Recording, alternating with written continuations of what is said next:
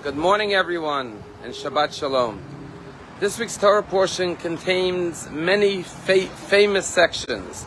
The Shema is in this week's Torah portion. The Ten Commandments is in this week's Torah portion. But yet there's one more verse which is very famous, because every time we take out the Torah, when we finish reading the Torah, the custom is that someone is honored with Hakbah. Hakbah is where you lift up the Torah and show it to the entire congregation. And everyone rises to their feet, and in some congregations people point at the Torah, and they chant together, V'zot ha-Torah asher sa Moshe lifnei b'nei Yisrael al pi. And the verse means, this is the Torah that that Moses placed before the Jewish nation. Now, where does this verse appear in this week's Torah portion? Right after the laws of the city of refuge.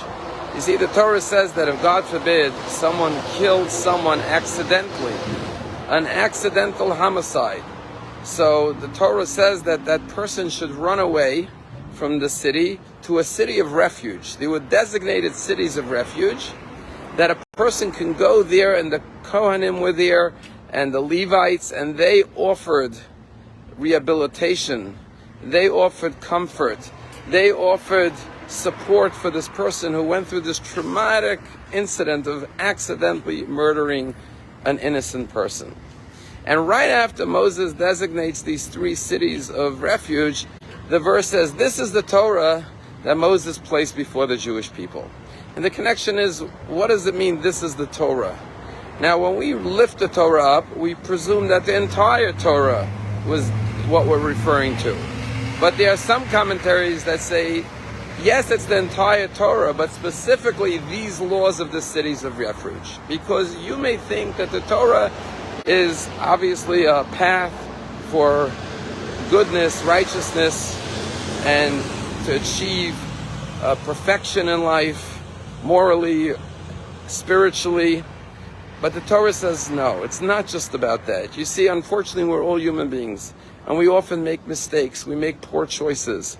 And at that point, the message of Moses, the ultimate message, is to provide a city of refuge. Provide a space for a person to correct themselves, to come back from their mistakes, to learn from them, to grow from them. Don't think that the Torah is only written for perfect people. No, it's not for angels, it's for human beings with human frailties and human challenges. And sometimes we make terrible mistakes in life, intentionally or unintentionally. And that's what the Torah is about. The Torah is about providing refuge for the individual, finding a space for them to return and to be able to become rehabilitated and to be able to overcome those struggles, those challenges, those weaknesses that we all possess.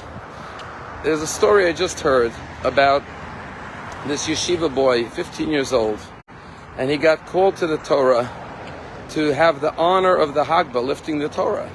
Now, we all know what we do. We put our left hand on the left column and the right on the right, and we raise it up and show the script to the entire congregation.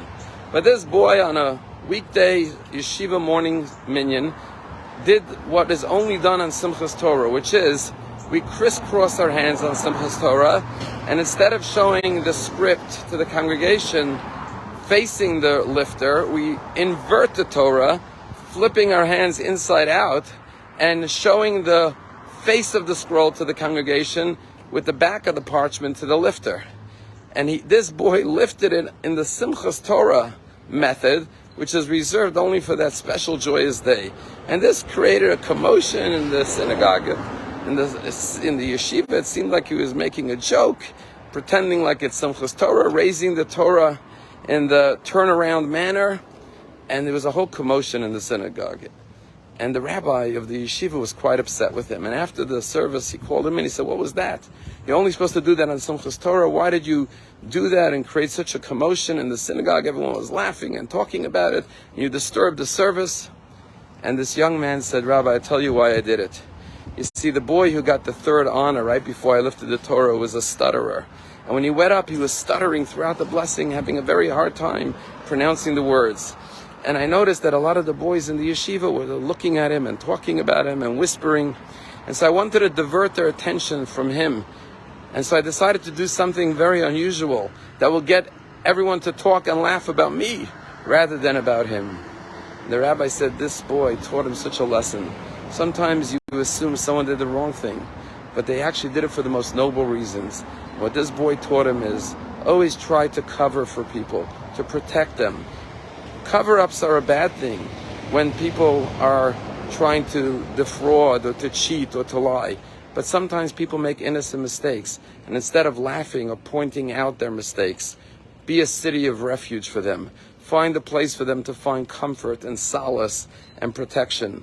And that's what God does on this Shabbat. This Shabbat is Shabbat Nachamu, where God comforts the Jewish people after the destruction of the temple. Yes, we sinned, and yes, God exiled us and destroyed our temple. But God doesn't chastise us, but through the prophet, he sends us comfort and consolation and says, my children, I love you. Yes, you've made mistakes, but now you will learn from it, you will grow, and ultimately return to your land of Israel and to your Father in heaven. Have a wonderful Shabbat of comfort.